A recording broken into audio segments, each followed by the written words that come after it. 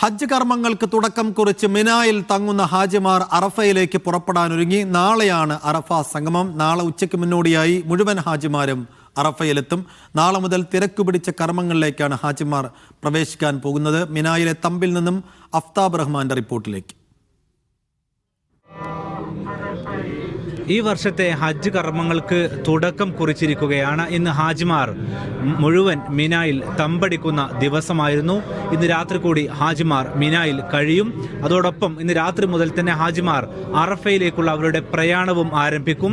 നമുക്കറിയാവുന്നതുപോലെ തന്നെ ഹജ്ജിൻ്റെ ഏറ്റവും സുപ്രധാനമായ ചടങ്ങ് അറഫ സംഗമമാണ്. ഇതിനകം ഏതാണ്ട് 15 ലക്ഷത്തിലേറെ ഹാജിമാരാണ് മിനായിലേക്ക് എത്തിയിട്ടുള്ളത്. ഇതോടൊപ്പം ആഭ്യന്തര ഹാജിമാർ ഉൾപ്പെടെ മിനായിലേക്ക് ഇപ്പോഴും എത്തിക്കൊണ്ടിരിക്കുന്നു. വരും മണിക്കൂറുകളിൽ മിന നിറഞ്ഞു കവിയും. അതിനുശേഷം ഘട്ടം ഘട്ടമായി ട്രെയിനുകളിലും ബസ്സുകളിലും ബാക്കിയുള്ളവർ കാൽനടയായിക്കൊണ്ടും മിനായിൽ നിന്നും അറഫയിലേക്ക് പ്രയാണം ആരംഭിക്കും. ഇന്ത്യൻ ഹാജിമാരെ സംബന്ധിച്ചിടത്തോളം 1.25 ലക്ഷത്തോളം ഇന്ത്യൻ ഹാജിമാരാണ് ഇത്തവണ ഹജ്ജ് നിർവഹിക്കുവാനായി എത്തിയിട്ടുള്ളത്. ഒരു പക്ഷേ കഴിഞ്ഞ വർഷത്തിന് സമാനമായിക്കൊണ്ട് തന്നെ ഇതുവരെ സമാധാനപരമായിട്ടാണ് ഹജ്ജിലെ ഓരോ കർമ്മങ്ങളും കഴിഞ്ഞിട്ടുള്ളത്. ഹാജിമാരെ സംബന്ധിച്ചിടത്തോളം ചൂടായിരുന്നു വളരെ പ്രധാനപ്പെട്ട വെല്ലുവിളി. പക്ഷേ ഇത്തവണ തമ്പിളിൽ വരുത്തിയ മാറ്റം ഹാജിമാർക്ക് വലിയ തോതിൽ കഴിഞ്ഞ വർഷത്തിന് സമാനമായിക്കൊണ്ട് തന്നെ ഇത്തവണയും വലിയ തോതിൽ ഗുണം ചെയ്തിട്ടുണ്ട്.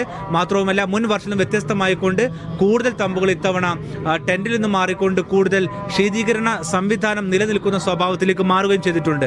നമ്മളിപ്പോൾ നിൽക്കുന്നത് മിനായിലെ തമ്പുകളിൽ ഒന്നിലാണ്. അൽ ഹിന്ദിന്റെ തമ്പാണ് ഇത്. ഇവിടെ നമ്മളോടൊപ്പം ഉസ്താദ് ഉമാർ ചേരുന്നുണ്ട്, ഒപ്പം തന്നെ ഹാജിമാർ ചേരുന്നുണ്ട്. അവർ അറഫയിലേക്കുള്ള യാത്രക്കുള്ള തയ്യാറെടുപ്പുകൾ പൂർത്തിയാക്കി നിൽക്കുകയാണ്. നമ്മോടൊപ്പം ഉസ്താദ് ചേരുകയാണ്. എന്താണ് നമ്മൾ കഴിഞ്ഞ കുറേ ദിവസങ്ങളിലായിട്ട് ഇതിനുള്ള തയ്യാറെടുപ്പായിരുന്നു? മക്കയിലും മറ്റുമായിട്ട് മിനായിലേക്ക് എത്തി, നാളെ അറഫയിലേക്ക് നീങ്ങുകയാണ്. അപ്പോൾ അറഫയെക്കുറിച്ച് എന്താണ് നമ്മൾ ഒരു സാധാരണക്കാർക്ക് മനസ്സിലാകും വിധത്തിൽ പരിചയപ്പെടുത്തുക? നമ്മെ സംബന്ധിച്ചിടത്തോളം വളരെ നേരത്തെ മക്കയിൽ എത്തിപ്പെടാനുള്ളൊരു സൗഭാഗ്യം ഉണ്ടായി. തിരക്ക് കുറഞ്ഞ സമയത്ത് ഇബാദത്തുകൾ പൂർത്തീകരിച്ചു. ഇനി ഹജ്ജിൻ്റെ ഏറ്റവും പരമപ്രധാനമായ അൽ ഹജ്ജു അറഫ എന്നാണ് റസൂലുള്ളാഹി സ്വല്ലല്ലാഹു അലൈഹി വസല്ലം പറഞ്ഞിട്ടുള്ളത്. ഹജ്ജിൻ്റെ ഏറ്റവും മൗലികമായത് അറഫയിൽ ഉണ്ടാവുക എന്നുള്ളതാണ്.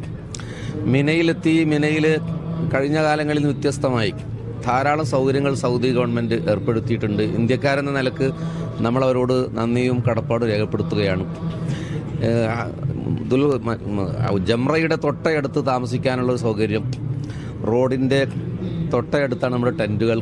സാധാരണഗതിയിൽ വ്യത്യസ്തമായി നിങ്ങൾക്കൂടെ കാണാൻ കഴിയും. താഴെയൊക്കെ കാർപ്പറ്റ് വിരിച്ചിട്ടുണ്ട്. കുഷ്യനുള്ള കിടപ്പാടമാണ്, എയർ കണ്ടീഷനാണ്. ഒരുപക്ഷെ അതിൻ്റെ ഭൗതികമായി സാങ്കേതിക സൗകര്യങ്ങൾ ഉണ്ടാകുമ്പോൾ അതിൻ്റെ ആത്മീയത എത്രമാത്രമാണെന്ന് മറ്റൊരു കാര്യമാണ്. പക്ഷേ ഹാജിമാർക്ക് വേണ്ടി അടിസ്ഥാനപരമായ എല്ലാ സൗകര്യങ്ങളും ഇവിടെ ഏർപ്പെടുത്തിയിട്ടുണ്ട് എന്നുള്ളത് മറ്റൊരു കാര്യം. എനിക്ക് തോന്നുന്നത് ഒരുപക്ഷെ ഹാജിമാർ അവരുടെ ആത്മീയമായ കാര്യങ്ങളിലേക്ക് കടക്കാൻ പോകുന്നത് ഒരുപക്ഷെ നാളെ ആയിരിക്കും. കാരണം നാളെ അറഫ കഴിഞ്ഞത് മുതൽ അവർക്ക് കിലോമീറ്ററുകൾ സഞ്ചരിക്കാനുണ്ട്. ആ സമയത്ത് ഒരുപക്ഷെ ഇബ്രാഹിം നബി അലൈഹി ഇസ്ലാമിൻ്റെ ത്യാഗപൂർണ്ണമായിട്ടുള്ള ജീവിതത്തിലേക്കൊക്കെ അവർ ഒരു എത്തിനോട്ടം ഒരുപക്ഷെ അപ്പോഴായിരിക്കില്ലേ സംഭവിക്കും. ഹാജിമാർ അതിന് മാനസികമായി ഒരുങ്ങിക്കഴിഞ്ഞിട്ടുണ്ട്. കാരണം നിരന്തരമായി അവർക്ക് നൽകുന്ന ഗൈഡൻസ്, മിനയിലെത്തി ഇന്നത്തെ ദിവസം നാളെ അറഫയിൽ എന്താണ് സംഭവിക്കാൻ പോകുന്നത്, മാനസികമായി ഉണ്ടാക്കിയെടുക്കുന്ന കരുത്തിനെ കുറിച്ചുള്ള വെൽ സ്റ്റഡി അവർക്ക് ലഭിച്ചിട്ടുണ്ട്.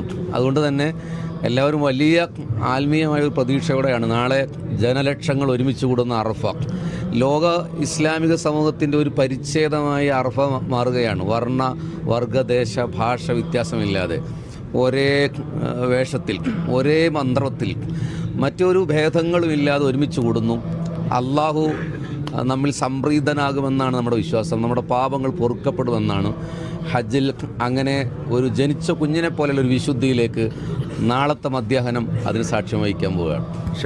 മറ്റൊരു കാര്യം, എപ്പോഴാണ് നമ്മളുടെ യാത്ര ആരംഭിക്കുന്നത്? അതിനെ സംബന്ധിച്ചുള്ള വിവരങ്ങൾ, ഫ്ലൈറ്റിനെ കുറിച്ച് ഫ്ലൈറ്റിൽ വെച്ചത് നാളെ അറഫയിലേക്ക് നീങ്ങുന്നത്. ഇവിടുന്ന് അറഫയിലേക്ക് നീക്കുന്നത് ഏതാനും മഗ്‌രിബിന് ശേഷം എന്നാണ് അവർ പറയുന്നത്. ചിലപ്പോൾ ഒരു 8:30-9 മണിയോടുകൂടി ആരംഭിക്കും. ഇൻഷാ അല്ലാഹ് സുബഹി വരെ ഉണ്ടാവും യാത്ര. അപ്പോൾ ഈ ഒരു തരത്തിലാണ് ഹാജിമാരുടെ യാത്ര ക്രമീകരിച്ചിട്ടുള്ളത്. എന്ന് വെച്ചാൽ ഇന്നിപ്പോൾ രാത്രി ആരംഭിക്കുന്ന യാത്ര നാളെ ഉച്ചവരെ, മധ്യാഹ്നം വരെയുള്ള സമയം വരെ ഹാജിമാർ പല രൂപത്തിലായി അറഫയിലേക്ക് എത്തിക്കൊണ്ടിരിക്കും. അറഫയുടെ പ്രത്യേകത എന്ന് പറയുന്നത് തന്നെ ഹജ്ജ് കർമ്മങ്ങൾക്കിടയിൽ മുഴുവൻ ഹാജിമാരും, അതായത് ലോകത്തിൻ്റെ അഷ്ടദിക്കുകളിൽ നിന്നെത്തിയ 20 ലക്ഷത്തിനടുത്ത് വരുന്ന മുഴുവൻ ഹാജിമാരും ഒരേ സ്ഥലത്ത് സംഗമിക്കുന്ന ഹജ്ജിലെ ഏക കർമ്മമാണ് അറഫ. ബാക്കിയുള്ള കർമ്മങ്ങളിലെല്ലാം പല സമയത്താണ് ഹാജിമാർ എത്തുക. പക്ഷേ അറഫയുടെ പ്രത്യേകത എന്ന് പറയുന്നത് എല്ലാ ഹാജിമാരും ഒരേ മന്ത്രത്തോടെ ഒരേ ഇടത്ത് ഒരേ വേഷത്തിലെത്തുന്നു എന്നുള്ളതാണ്.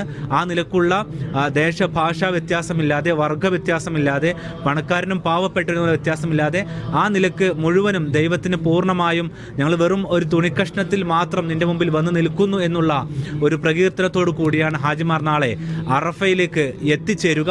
ഇന്ന് അതിൻ്റെ യാത്ര ആരംഭിക്കുകയാണ്.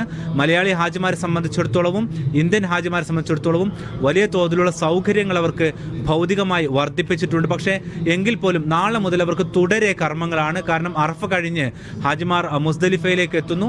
അവിടെ നിന്ന് വീണ്ടും മിനായിലെത്തി പിന്നീടുള്ള യാത്ര അവർക്ക് കാൽനടയായിട്ടാണ് മുഴുവനായും പൂർത്തീകരിക്കുവാനുള്ളത്. ആ നിലക്ക് കർമ്മനിരതമായ മണിക്കൂറുകളിലേക്കാണ് ഹാജിമാർ ഇനി നീങ്ങാൻ പോകുന്നത്.